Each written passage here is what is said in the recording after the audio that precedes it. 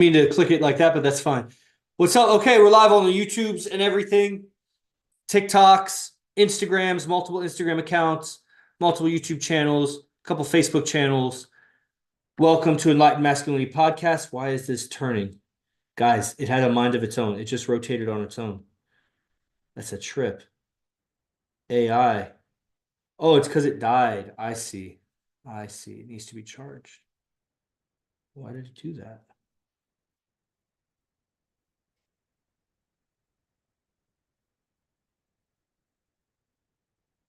There we go. Hopefully it just stays there.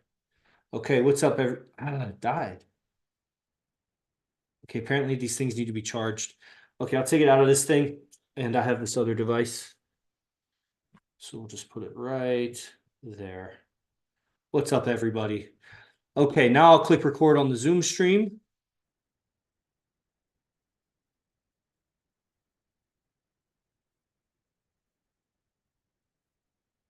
And we'll get going here. 3, 2, 1. Welcome, everybody, to Enlightened Masculinity Podcast. I'm your host, Yogi Chris, PhD, founder of Ninth Limb Yoga, captain of IMC Nation, streaming to you from IMC Base 1, my personal private cell on this prison planet. Somebody's asking me, you think it's a prison planet? Because I was also calling you, saying you should be grateful being on God's earth and whatever, but you said it was a prison planet. Well, yeah, prisons exist inside of God's universe. You know what I'm saying? That doesn't mean people will say God forsaken or whatever. There's a lot of blessings to be alive and have the opportunity to be liberated on a prison planet, even though we are in a prison. There's a lot to be ungrateful for too. Don't get me wrong. It's just where you put your attention, because that's your inner experience is what you're going to experience, right? I can't experience your experience or his experience or her experience. I can try, but I do that by recreating their experience inside of me and experiencing my own inner experience.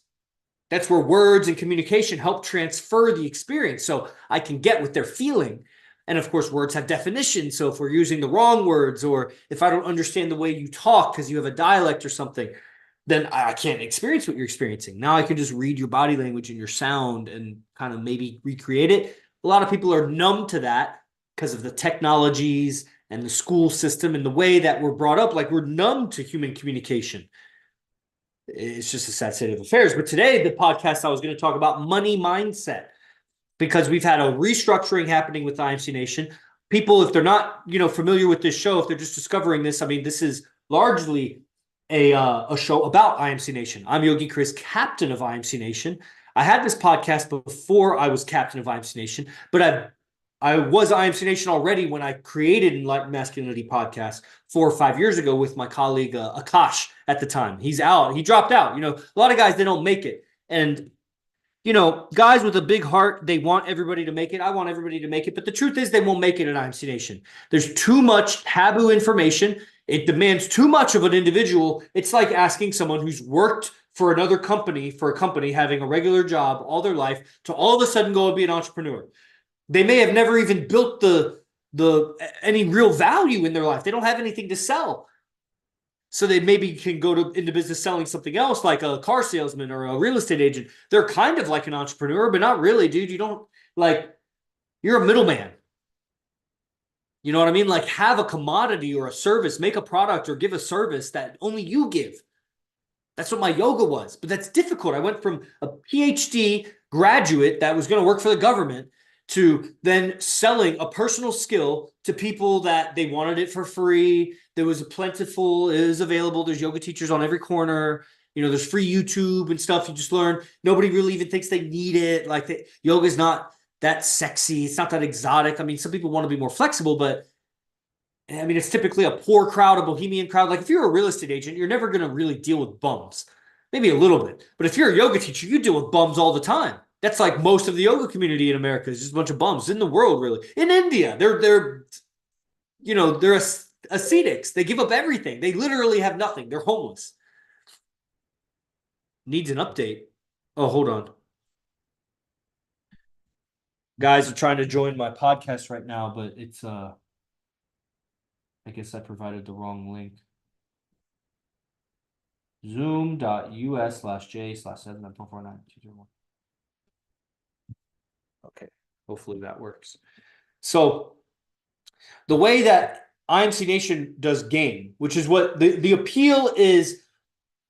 I mean, I've been talking with thousands of guys over the last few years across the world from these social media accounts, and many of them have signed up, many of them have not signed up. Either way, I'm getting reconnaissance on like the kind of guys out there that are attracted to the clips that we post. Oh, I'm in another meeting? Oh, okay. 1 second, guys, because I want to. Loyal audience is trying to come live to the Zoom call. I guess I posted the wrong link here, so that sucks. But let's at least get it to these guys. Maybe not everybody can join, but yeah, I guess I posted the wrong link. Wrong link before. Okay. So when he joins, then I'm going to pin my video really quick. Right. Okay. It'll happen. There it is. Okay. So, the game is what's attracting people. They're looking at, but a lot of guys, they won't admit it. Later, it comes to be found out to be true. Because it's interesting. You deal with so many people, and guys, clients, whatever, they'll give you an initial response about what their ambitions are and their motivations, like people on TikTok or whatever, about like why you're attracted to AZD clips, IMC Nation clips. And it's one way, but then some of you end up signing up. And then some of those guys of you that sign up, we end up meeting in person. You come to a camp or you come live residency or whatever here at Base One. And as we get to know you and the trust is built, you start revealing your real intentions. And then come to find out all the guys that were like, I'm not into getting girls. I'm not about the game. I'm not about manipulating women. I'm focused on my money, this and that. It comes to be found out that the truth of it is you really want to get women. Like, that's the fact. That you're going to school because you want to get women. You're going for jobs or you're trying to focus on your business to get women. You're working on your body to get women. Like, you're lying that everything you're doing is actually to do better with women because you're miserable no matter how successful you are in everything unless you have good relationships with women. Yes, I need women. In this world, I'm not a monk. I'm not a celibate. I mean, I am a monk, but I'm not a celibate monk. I'm going to have relationships with women. And if I don't master those relationships, if I don't do very well leading, knowing what's up, knowing how to communicate, how to handle all the chaos and drama that whoever she is going to bring, because she's got all this uncertainty, she's not you. And you got to know how to handle that and handle her in a way that we've discovered is very unique to her, whoever her is. That you can't communicate with she the same way you communicate with he's. You can't communicate with her the same way that you communicate with her if she's your employer or your employee or your colleague or you can't. Her in a romantic sense, there's a unique way to communicate with her, whoever her is, when she's romantically involved with you, that all the other ways of communicating in life, at your job, at school, with your family, none of those ways really prepare you for how to communicate with her. Unless mom and dad, there's the example, or the pair bonds that you saw growing up. But almost everybody I've ever met, that was a really terrible model. Even myself, my parents are probably the most loving. They gave me they were great parents. But that way of communicating doesn't work in today's day and age where people have so many options. And rightly so. I don't want anybody to settle for less than what they want or what they deserve. The truth is, a lot of people are very distorted in what they deserve, especially women. They think they deserve the world, and then they turn 45 and realize that the world isn't going to give them shit anymore, that you were just milking the world for its generosity because you were a pretty young girl, hawking your sexuality, and then come to find out at 45, you have no clue how to be with a man. Therefore, no man wants to be with you. And now you vote liberal for a bunch of socialist handouts because you can't survive very well. You have no skill, unless you're the rare woman that has a high-paying job because you did all the time and effort to become a doctor or whatever. Then you're pulling your hair out and hating yourself even more. Because now you have money and you'll never, ever look up to a man that you want to be with. You'll start going with some young dick who can't do anything for you except dick you down, and he's going to leave you eventually, or you'll leave him because you're tired of being a mom to him, basically. That's the future for women. They're delusional about, well, I agree, Chris, I should only settle for what I deserve. Woman, do you know what you deserve? Are you just saying that because you feel you deserve it? Or what does God think you deserve? Because there's only so many good men to go around.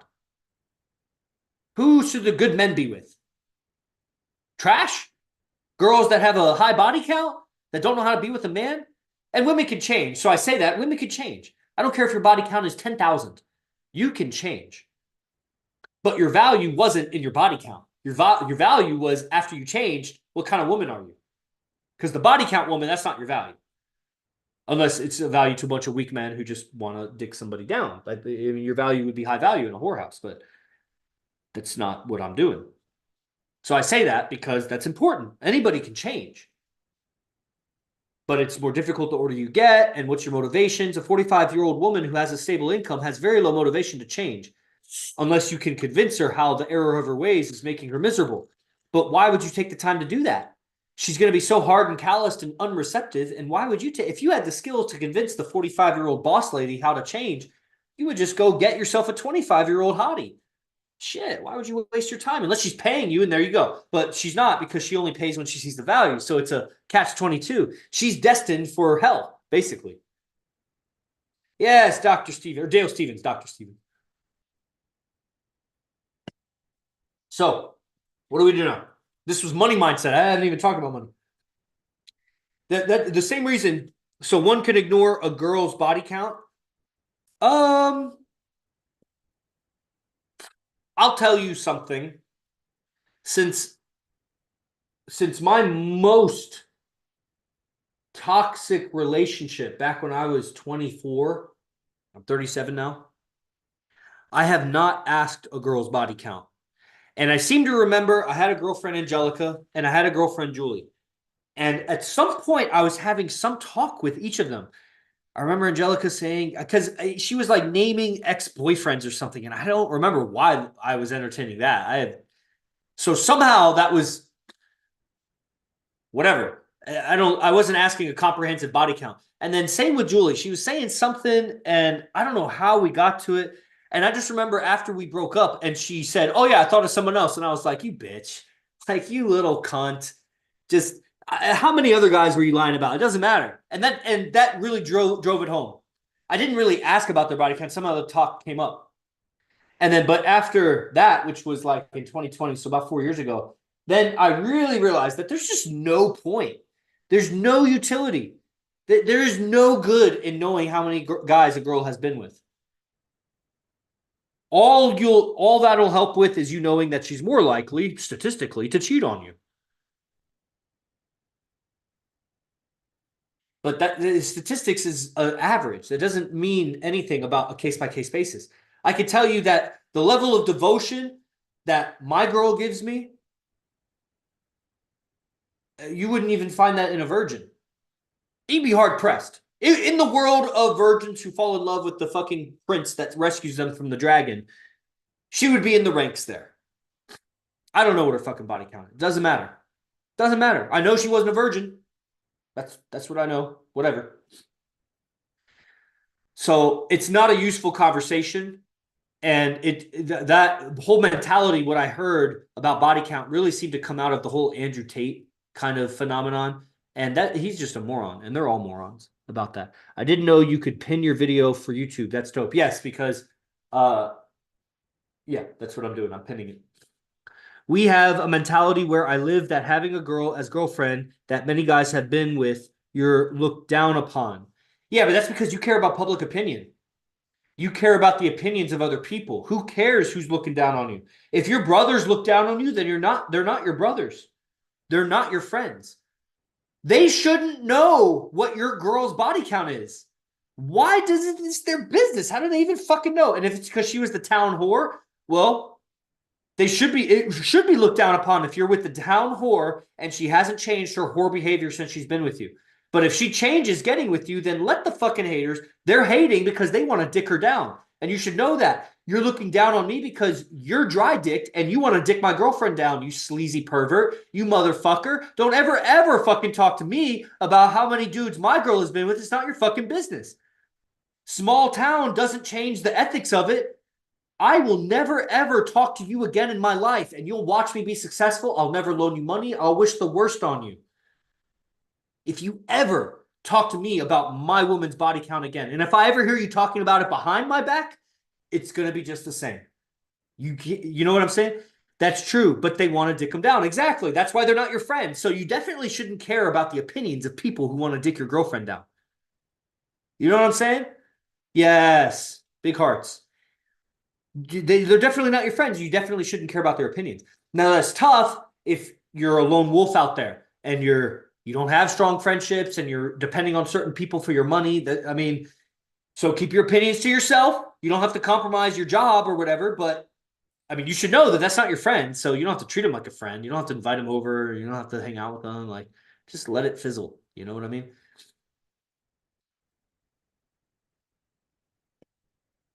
Okay. So, let's see. I get what you mean. Good, good, good. Okay. So this is the same thing. So that's why people can't make money, because they care about people's opinions. You can't be an entrepreneur if you care about people's opinions like that. You'll do moderately well, possibly, if you develop the skills of sales and your clean personality, wear your suit and tie, and bleach your teeth and whatever. You'll be able to be a cheeseball salesman or a cheeseball whatever and make money. But you won't be an entrepreneur. To be an entrepreneur, you're going to have to be for your people. And that means you have to know who are your people versus who is not your people. Same way in opinions. I care about the opinions of my friends. I don't care about the opinions of other guys. Unless it bears weight on my survival. If I'm in a group of black gangsters, then I care what they think about my honky ways. You know what I mean? But I might remove myself from that environment. I don't care what black people think about my whiteness. But if I'm surrounded by a bunch of savage black dudes, then I care what their opinions about me are. And I don't care if you want to shame me for it. If I'm in the middle of fucking liberal America and it's a bunch of hostile people, like, you know what I'm saying? Like, you obviously, your environment, but you got to know that they're not really your people. You're just going along with their opinions because it means your survival. That's fine. I don't have a problem with that. But you should know that they're not your people. So it's the same way with the relationships. Like, I may be talking to a girl or seducing a girl, but that doesn't make her my girl. She may even be sleeping with me. That doesn't make her my girl. I got to know. There are other hoops. That's why intimacy is not the biggest hoop here. That's why body count shouldn't be valued so high. Because that's not it. It's the communication. It's the dedication. It's the loyalty. It's the commitment. It's the trust. It's the respect and the respectfulness. And then you guys need standards for that. Because you lack standards with that. DC, what do you think is more important when it comes to getting clients? Ability to sell to few or ability to reach out to many? What weighs more? Well, the thing about it is it depends on what you're selling. So probably what is most important when it comes to getting clients is having a product that works. Because in the long run, you might be selling a bunch of broken toasters. And then if you're selling broken toasters, then I would say the ability to reach out to many. Because you're not going to have any lifetime clients with a broken toaster, a broken product. But if you have a product like IMC Nation that will save your life, even if you're a billionaire or a celebrity and you have all the women and all the choices in the world, you still don't know how to connect with people. You don't know how to filter. You don't have standards. You lack discipline. You're just put on a stage. Then this product will save your life. Now, is it more important to sell to a few or reach many? Well, it's obviously both. But what you're asking me to choose one. Which is more important? I think the ability to sell to a few. Because if you can sell to a few and then sell them again and then sell them again, and you sell them a whole lifestyle and they buy your whole catalog of products and it changes their life, then they will refer people to you. But if you reach out to many and you get, let's say, an equal amount of revenue from more sales of lesser products, you may not get lifetime clients out of that. You may not affect the life transformation that they could be spokespeople for you. I would rather sell a smaller number of individuals all the way to world championship than sell many individuals a month or two of membership and make just as much money, but I have to keep selling again and again and again, new people. So I'd rather have a few loyal people. It'd be the same way with women. Would I rather fuck 1,000 girls or would I rather have 5 super hot girlfriends? What would you guys? There's an interesting poll question out there. Camilo, would you rather fuck 1,000 babes or only fuck 5 girls the rest of your life, but they're completely dedicated and loyal, committed to you, and they're super fine. With the 5, it's enough. If there are like the most high valuable girls around there, out there, of course, the 5. Interesting. Because I could see someone saying 1,000, and the thing is that the quality of the 1,000 will never be the quality of the 5. You can fuck 1,000 girls, you get a lot of variety. Some girls will have big tits, some girls will have big ass, some girls will have big lips, some girls this and that, some girls this and that. But over here, you have 5 girls that are better quality than all those. You crave variety. If I ask Camila, would you rather fuck 1 girl that's better than all the rest or 1,000 girls? I'll tell you, my answer would be 1,000 girls. Because 1 girl just won't cut it. 2 girls won't cut it. 3 girls, it's starting to come. It's getting 4. 5 took it over the edge. 5, I would rather 5 dime pieces. And then it's hypothetical because I'll never hang up my players' fucking boxers. I'm always going to be a player. But it's an analogy. I'd rather have 5 loyal clients that go all the way and become IMC messengers like me. Because if they do messengers, they could be me. They could do what I do. Then have 1,000 guys on the daily class and nobody ever ascends to messengers. Because I sold them so fast that they don't even know what they're buying. And I got to keep selling more people. Okay, that's interesting. I have one guy that brought me 2 new people just this week.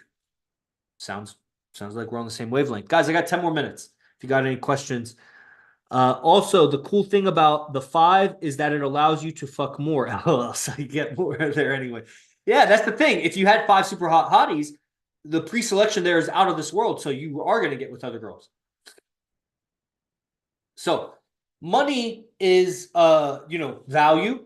You give value. Money comes in exchange for that. There's a whole restructuring of IMC Nation that's happening because of the money given from 1/2 individuals who have a lot to say, but at the same time, there's a difference between you giving me money and me bringing money from lots of sources. Your money and your generosity has a limit to whatever your limit of income is, and it depends on your decision. I can try to influence you, but it's one man's decision. So you could turn off the flow of money, you could turn on the flow of money. Whereas me, if I'm pulling in that amount of money from lots of sources, as a valuable member, I am able to bring in more money here, there. I'm a salesman. I can bring in money to this operation. So you may be bringing in 50% of the income on your own pay stub. I'm bringing in 50% of the income from the whole audience. Who's more valuable? Me. Because I bring in the money. I can meet more people. I'll always bring in more people. The only way you can bring in more money is if you make more money and give more here. That's very valuable. Congratulations on making so much money in your life that you can give a bunch of money and still live comfortably. But I'm in the process of producing champions. You're in the process of, I don't know what, sponsoring the championship. I produce the champions. You sponsor the championship. We need a sponsor, but guess what? We produce champions before your sponsorship because we have the system that works. That's why you're sponsoring it. But since you bring in so much, we're going to restructure around your needs. And good. I'm glad because I love stretching my abilities. I love learning a new industry. I love working with guys and organizing things. I'm good at it. And so that's what's happening here in IMC Nation. So there's a lot of opportunities expanding here. What else is being commented here? Saber, if they giving large sums, have him use. Yes, I'm sure he's very, very aware of the tax. The tax man. The tax man is always taking their piece. Guys on TikTok, I haven't seen any comments from you all. So I assume you just don't have any comments. Lots of you are watching. Here's a comment. Is that what Arash told you? I don't know. That was so long ago. I don't know which thing you're talking about. So if you want to write that again and be more specific, then I will happily answer it. Let's see over here. Any chat. Miss the T. I don't understand your comment. Okay, so I think that's just about the end of the meeting. Wrapping it up, I'm going to do my transcendental meditation. Let's see if there's any other. Looks like there's a couple new messages over here. Cheers. How's Vegas? Vegas is great, man. There's a lot of potential here. It's like the frontier. There's a lot of organization amongst the guys. And I still feel like I haven't even dug my toes in the sand yet. As soon as we sell the Campbell House, we'll open the Fight Center here. That's going to be a new level of camaraderie amongst all the guys, the 25, 26 guys that live here. We have a bunch of guys coming for residency. This is there's just a line. And, so if you want to get on that line, because we can only take 2 people at a time, so there's only so much overlap. So you just got to lock in your dates as soon as you know.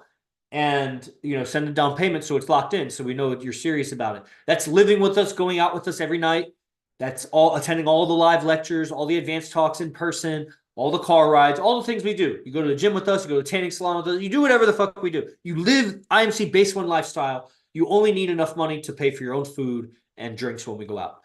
And, and then you share the bathroom, share the kitchen, whatever. Then there's also Sacred Syntax, which is an advanced program. The 8th lecture is happening tonight. I don't know how many more lectures there are, but it's incredible. It's phenomenal program. Tons of behind the scenes, like probably 3-4 at least hours already uploaded of our roundtable talks that we do at night. So profound for social dynamics, for guys learning how to interact amongst each other, high value conversations, and a lot of teachings in those. And then, of course, the lectures, 8 lectures that are all over an hour long on communication, the syntax of influence, and imagination, imagery, these things that you probably show up to my talk for because you hear it in how I talk, and I'm a messenger of this. That's what I am. So, and then new guys, we're on the YouTubes and the TikToks or whatever. The link in the bio or on YouTube, the link in the description. Get involved with the daily class, AZD Mastermind University, or whatever it's called in the future. The name changes. $97 a month, 30 lectures a month, every single day. You get the recordings if you missed the live call. It's in the members area.